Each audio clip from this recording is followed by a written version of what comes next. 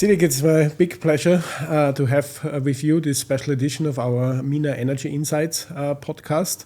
Perhaps just very quickly, my name is David Wech. I'm a chief economist of Vortexa. May I ask you also to introduce you to our audience? Of course, my name is Siddik Bakir.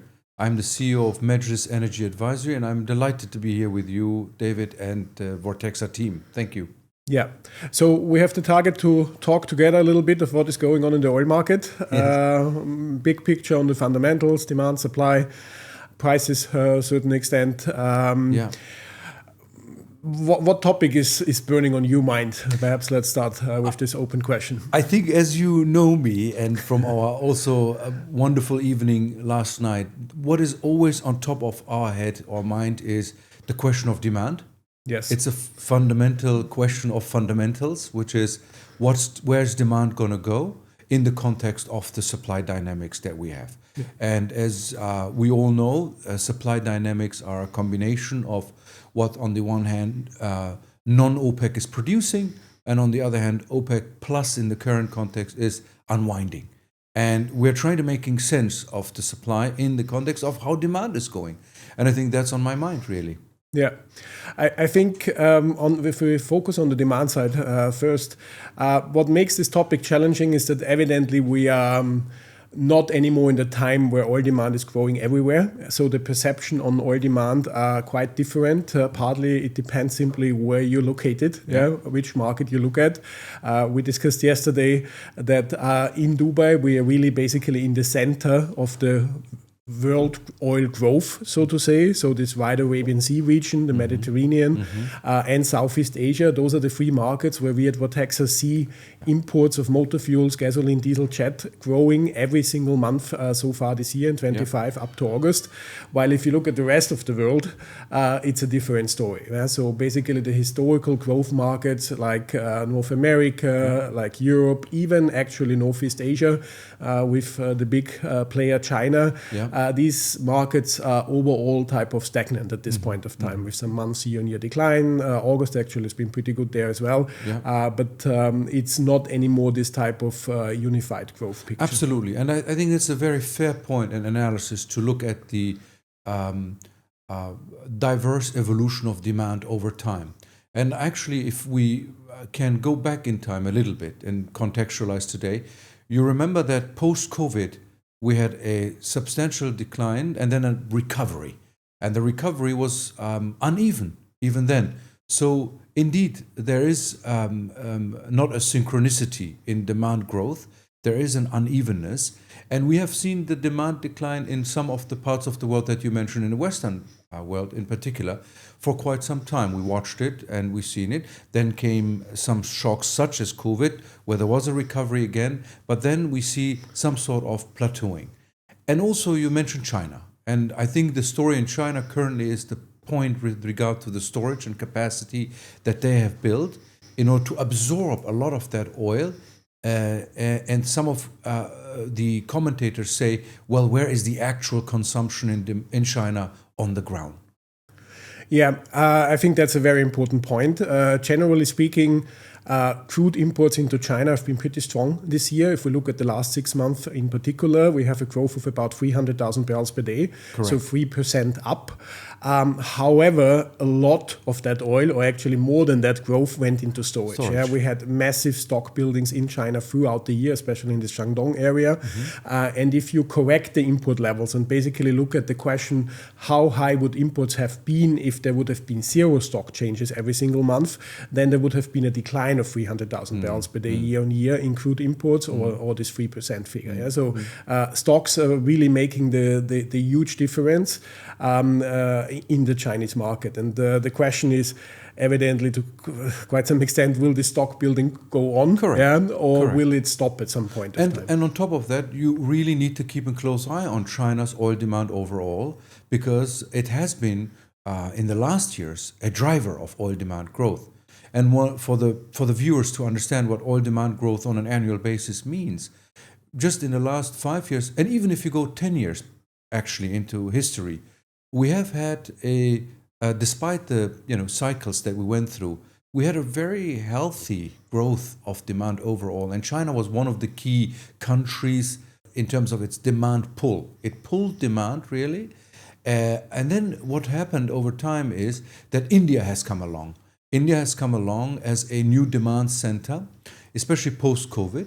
And now the question is, where is India's trajectory going to be with regard to global oil demand in comparison to China? Because that's the Asian markets, which, as you mentioned in the introduction, are really important for the Gulf exporting as well as other exporting, oil exporting nations, really. The Asian market is fundamentally the strongest horse in the stable. And therefore, we will look into it. And growth of demand globally, looking at demand globally, has been, let's say, around a percentage on an annual basis, translating in and around 1 million barrels of growth per year. And that is currently questioned by some commentators or multilateral agencies and criticized by others, depending where they sit, whether it's the IEA, whether it's OPEC, whether it's the EIA, and then, of course, the energy expert houses. There is a range of currently a view of somehow a growth of demand between 700,000 barrels in 2025 and something around 900,000, a million, just a little under 1 million barrels per day for 2025, which may be affected by the dynamics that you described with regard to China, but also India. And we need to look at the overall Asian markets, plus Africa, plus Latin America and the rest of the markets. May I add one point? Now, it's difficult to say where demand is going to be given the massive factors that play a role in analyzing demand on the ground. But I'm of the opinion that that what happens in the short term may not be saying that this is going to be also a long-term development. There is, for example, questions about the demand projections and trajectory in the long term for Africa. There's questions about demand projections for India. There is a lot also that we haven't seen in Southeast Asia that we need to take into consideration. And we're talking a long term. Their population growth, their economic growth, and therefore their demand for energy overall is growing. How much that translates into oil demand growth is a question of course, where it's going to be. Is it road transport, which is obviously challenged by electric vehicles? Is it petrochemicals, which is going to offset most of that fall in transportation oils over time? These are the really fundamental questions over time. Of course, that's not affecting the short term. That's a long-term question. Perhaps to put some latest Vortexa figures into context, Sure. I think a couple of observations the oil suppliers or the industry players will like is we have seen jet fuel deliveries to the market to be extremely strong over the last 3 months, setting global records through June, July, and August. We have seen 25 as a year of very strong diesel demand coming out of different pockets. Relative speaking, it's gasoline, which is the weaker product that appears to be trending down, largely within the Atlantic basin, but that is affecting the global picture. But these other pockets of strength are interesting. The other thing I want to add is I think it's really important to reshape the landscape of the map, basically, the world map of demand, because the number one energy demand hub in today's world is actually the region we are sitting in. Yeah? It's what we call the Wide Arabian Sea, the Middle East, India, West Coast, parts of East Africa. This market is the one that is actually growing the fastest. Yeah? And it's the world's biggest consumer as well in our shipping region concept. Yeah? It has basically outpaced other markets like the US or China in terms of imports, in terms of energy. I like that you're making this point because we are in the Arabian Peninsula, where we are in the Gulf, Saudi Arabia, the UAE, Kuwait, and Iraq, and others who are oil exporting nations, as well as economically quite dynamic nations. If you look at the last 5 to 10 years in particular, tightly connected to the countries around this region, such as India, Pakistan, Indonesia, and the Southeast Asian nations, as well as I said, the Mediterranean and Africa as well. We are at the center of a very dynamic economic region. And I think this is what I was alluding to earlier. There's a lot of potential in these regions in the context of economic growth, when there is, significant stability as well, that these countries can grow, and it's materializing in the way that you see demand trajectories in this region. Really, I think it's a confluence of what's going on a macro level. We look at the world, we look at demand by country, by region, by product, and we're trying to make sense of where the drivers are underlying these product demand. And I think there's so much demand for energy in these particular regions that you refer to, that we will see a very stable demand going forward, particularly from these regions. I think Asia, especially Southeast Asia, the Arabian Sea, the Mediterranean, Southeast Asian markets are critical going forward. One way you can see this in our data is, for example, if you look where are the vessels actually positioned. Right. And if you look at the clean tankers, the typical tanker that is carrying the gasoline, diesel, and so on around the world, you can see a massive shift of those vessels from the Atlantic basin to the Pacific basin, to the Asian Middle Eastern market. And that's evidently reflective of the underlying trade flows. Exactly. Brilliant. As you just made a type of transition to the supply side, I would like to look now a little bit on what we're seeing there. For me personally, you introduced before a little bit the different perceptions on the demand side. Yeah. But I personally find even the supply side picture more puzzling because basically we have been told for 3 years now in a row that the market is moving into massive oversupply, that prices will come under pressure, that millions of barrels of additional supply will hit the market every year. Yeah. And if we look at our global crude and condensate export data, we see that we are basically in 2025 back to the 2018 level. So there has been in between the massive decline of the COVID-related decline of supply to the market. Then we had a quick recovery to this 2018 baseline in 2020. That was a too quick recovery, led to massive stock builds. And since then we had basically the second effort to come back to the market.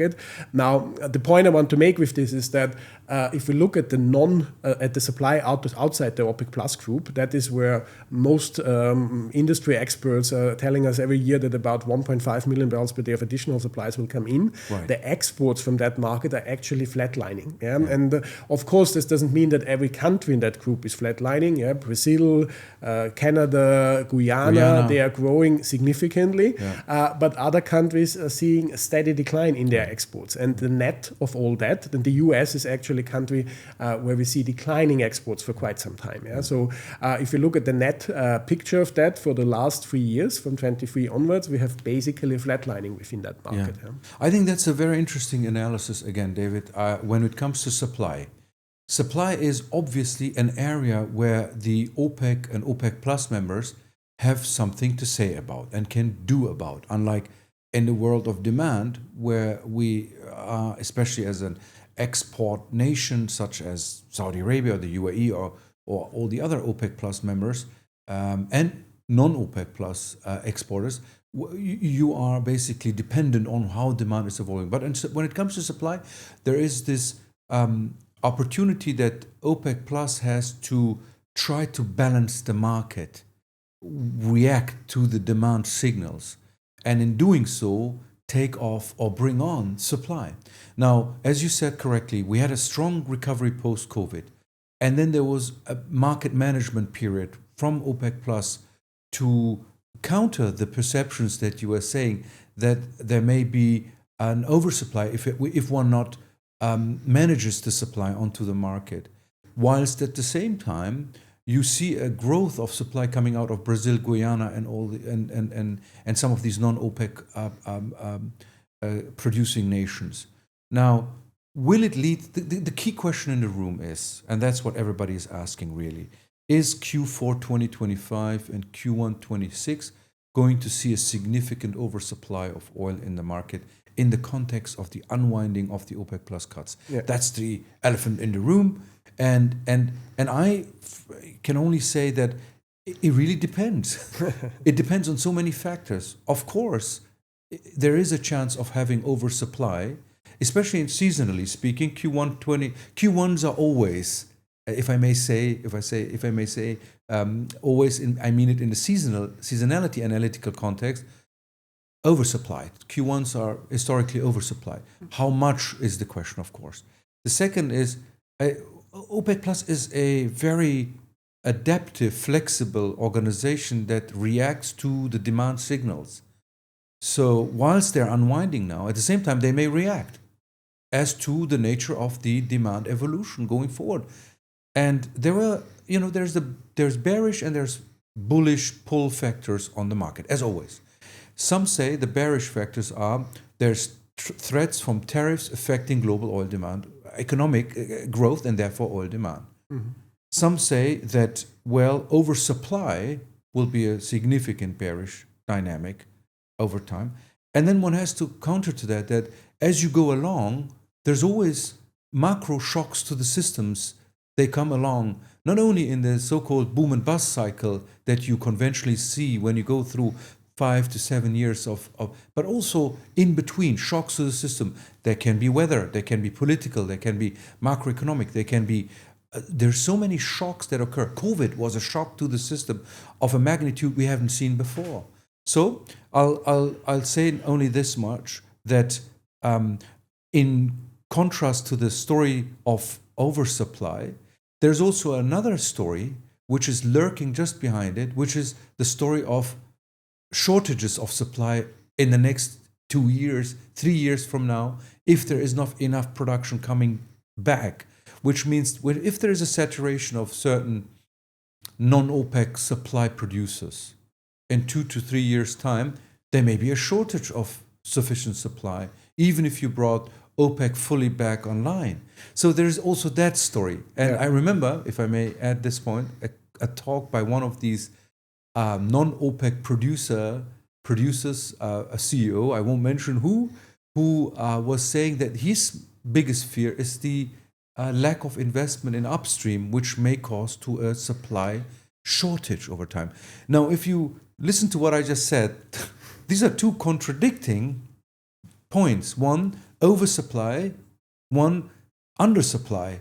Fears that showcases, the oil market is such a diverse market. Yeah.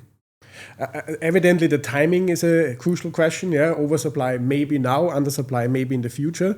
But I would, so to say, sum up and perhaps a little bit counter this uncertainty by raising that there is one measure that is summing up all that, and that's the global inventory level. Correct. And in today's world, we have the luxury also at Vortexa to provide basically on a daily basis via satellite tracking the stock levels of countries all around the world. Yep. And this type of information is available today. And if you look at those stock levels outside China, you will see that throughout the year, every single day, basically, these stock levels have set a seasonal low.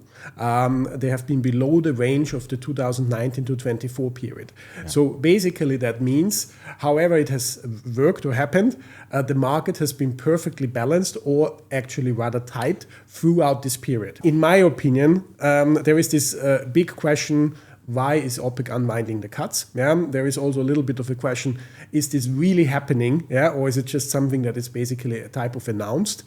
Why? There are two main arguments. The one side is arguing that's a type of battle for market share now. Yeah, they want to grab back market share. That's not really the line of argument I would make.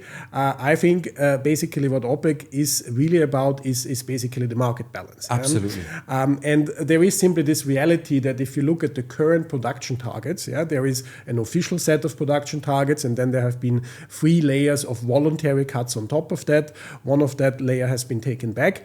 Overall, we are still at a target level that I think is something like 8 million barrels below a historical peak level, while we know that in reality, OPEC has never cut that much. So we have a situation where the production targets are not anymore particularly well aligned with the realities on the ground. And I personally think that there is simply also a desire within OPEC to get rid of all these historical cuts and come to a fresh start, basically. Our data is suggesting that there has been some real unwinding of those cuts going on, especially earlier in the year, but the last couple of months, the last 2 months in particular, July and August data in terms of exports is not really suggesting anymore that as many barrels are being brought back as would be indicated by the unwinding of cuts. Yeah, so in my opinion, that's probably suggesting that they still have a look at inventories and they want to make sure that they don't actually really physically oversupply the market. I think the inventories are critical because they are really, when you do supply-demand balance analysis as a barrel counter,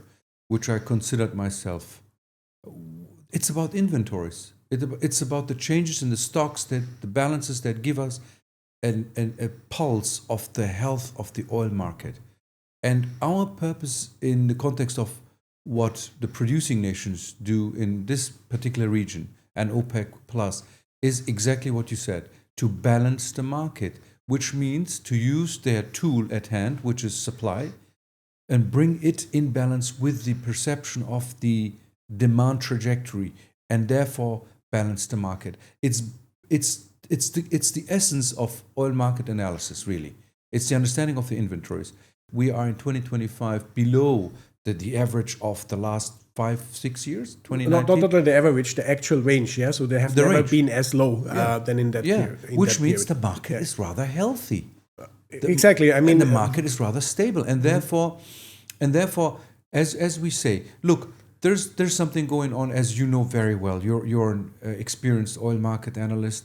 There is a lot of noise when we speak about oil markets on a day-to-day basis. There's so much noise that people get easily dragged to one or the other position without taking a step back and looking at it within a period of time and let supply and demand show their basically actual impact, unless you can make an assumption, make an observation, even a forecast. And the inventories are one of the most critical ones to look at. And I believe that's a very good point you're raising, that OPEC Plus really tries to balance the markets in as we described earlier, a volatile market of which oil markets are known, for which oil markets are, of course, known for. Yeah. Yeah. One aspect I would like to bring in quickly is the pricing aspect.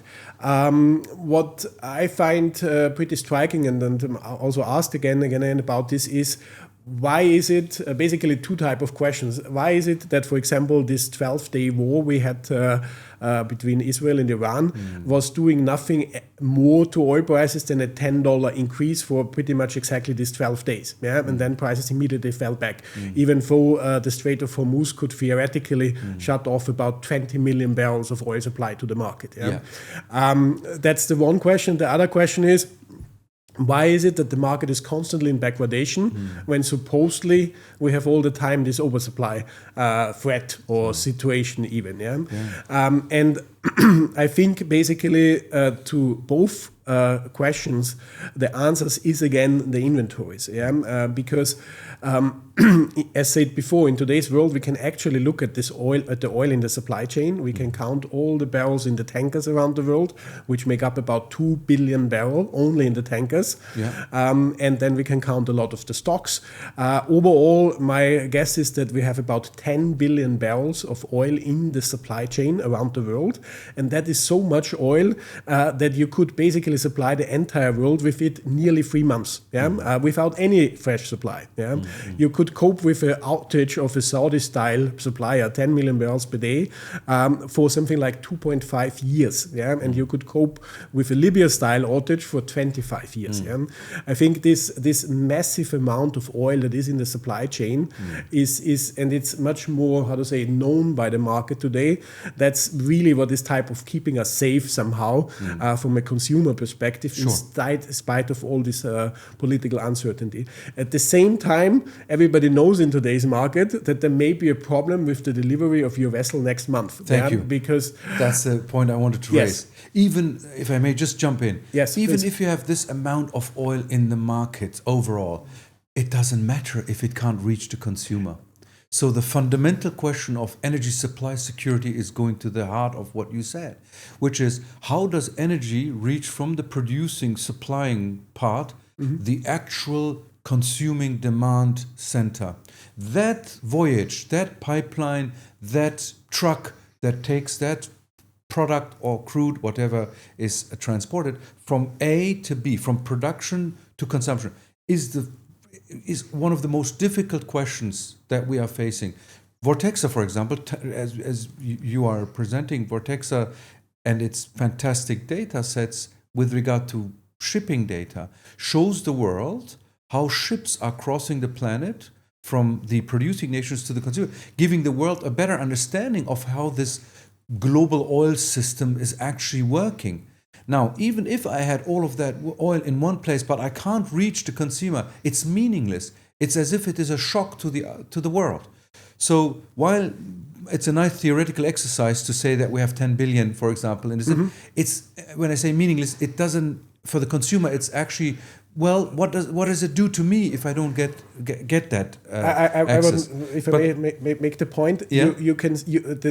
how you see that in the market is that you're paying a premium for the oil that you have at your refining Correct. gate. Yeah? Yes. So the prompt price is steadily higher than the price 1 or 2 months out, that's called backwardation.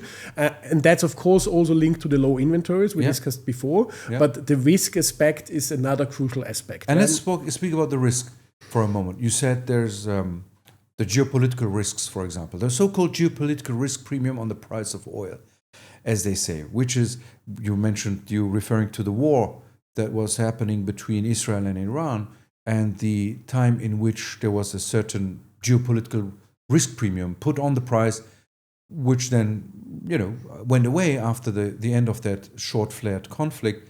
And despite that, there's a risk of such a huge amount of oil that could have been disrupted. Correct? And we're talking about 25%, 20 to 25%, 20 to 30%, if you look at products or crude, of one of the most important commodities on the planet.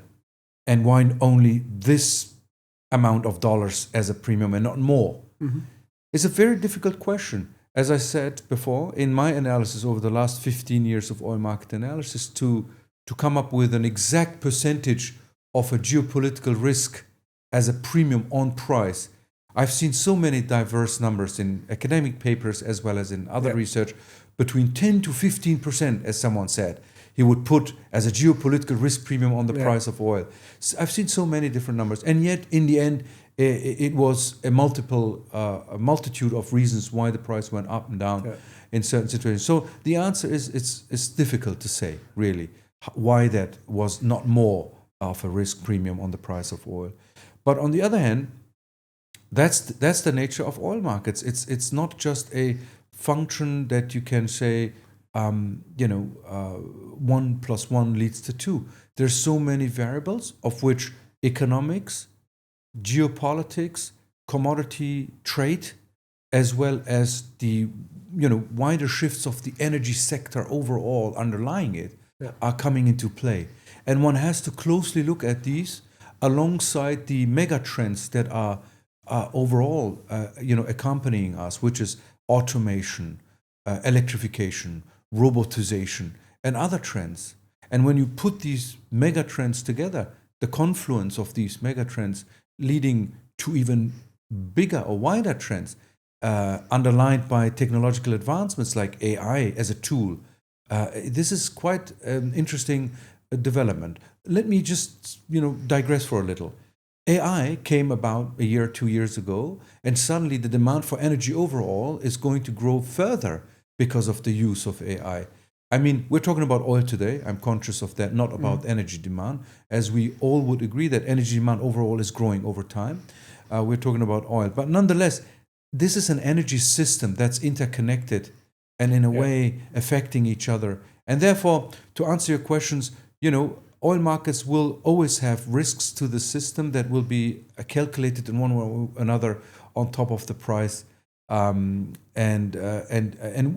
we are going through another period of uncertainty, I think, in terms of geopolitical risk premiums. Yeah. But I think The main important point is the market balancing nature of OPEC Plus in this uncertain world. Yeah, and I think a further reason basically why the price does not react to this geopolitical risk anymore that much, I think, is actually the importance of the oil market itself, of oil as a fuel to the world. Yeah? And it is still extremely important. Yeah? That's perhaps what some people are misunderstanding with discussions about peak oil. Yeah? It may be that at some point of time oil is not anymore growing, but you're still at 105 million barrels. Yeah? And this needs to be sustained, and the entire economy is operating out of that. And in the context, for example, of concerns about the closure of the Strait of Hormuz, I think one line of thought is that even if parties were to try to close the Strait of Hormuz, they would not succeed particularly long, because the interest of the entire world, including China and the US and Europe and Saudi Arabia and all type of India, all those players would be the very same interest. Get this opened, because it is absolutely essential for both sides, for the supplier and for the consumer. And even for the warring parties, Iran itself. Absolutely. It would shoot itself in its own foot. Absolutely. It would destroy its underlying economic basis if it shut down the Strait of Hormuz. And I think the world knows that, and Iran knows that, and therefore one has to take a certain understanding of that and position of that and say, you're not going to do suicide, are you? Right, but therefore there's always that been amongst the geopolitical analysts, right? There never was this, the threat of closing the Strait of Hormuz is so old. As you remember, we're old enough to remember in oil market analysis how many times we have been answering questions about what would happen if the Strait of Hormuz closed. I can't remember numerous times, but at the same time we understood they won't do it because they would destroy themselves. And I think oil markets and oil, actually, as you said, is so critical, right? You mentioned earlier over time, right? You said, how oil, you said 104 or 105 million barrels, for example, as one number. Again, when you look at oil demand over the long term, you see different numbers by different entities. And some of the entities that have been very bearish have come back, particularly this year, with significant upside to their demand over time by 2040 and 50. Because I think they've also come to the conclusion, which many others have said before, that oil demand is critical. Oil is a critical commodity, if not one of the most critical, in various industries and sectors, which we touched upon, not only road transportation, but petrochemicals and other areas, right? And the question is, therefore, how is oil going to be growing over time, oil demand going to be growing over time in the context of energy demand overall and as a share of the total primary energy mix. And as you know, as everyone knows, I think from the energy market world, hydrocarbons, which consist of oil, gas, and coal, constitute, I think, around 80 to 81% of total primary energy demand today in 2025. And that hasn't changed much over the last 10, 15 years, at least of my analysis. And even if there is a significant reduction in coal demand, for example, which is considered the dirtiest hydrocarbons, gas is growing. And on top of that, you see that oil is growing as well, with a potential of some sort of slowing down beyond 2040-ish, depending on whose perspective you're following. But the consensus is that you will need to have oil and gas and probably coal, whether one likes this or not, is a completely different question over time. This region, the what you call the wider Arabian Sea, the Mediterranean, the Southeast Asian world, is not only advancing in terms of oil trade and products trade, and an economic engagement overall, but also in the wider energy investment, energy diversification. And I can say that this is really why I think this region is critical and will become critical over time. It already is, I would argue, yes. Absolutely. Without question. I would say many thanks, Siddik, for joining me, for joining Thank you, us. David. I think it has been a very intriguing discussion. Great pleasure for me. Same here. And I hope our audience is enjoying it. Many Thank you thanks. very much.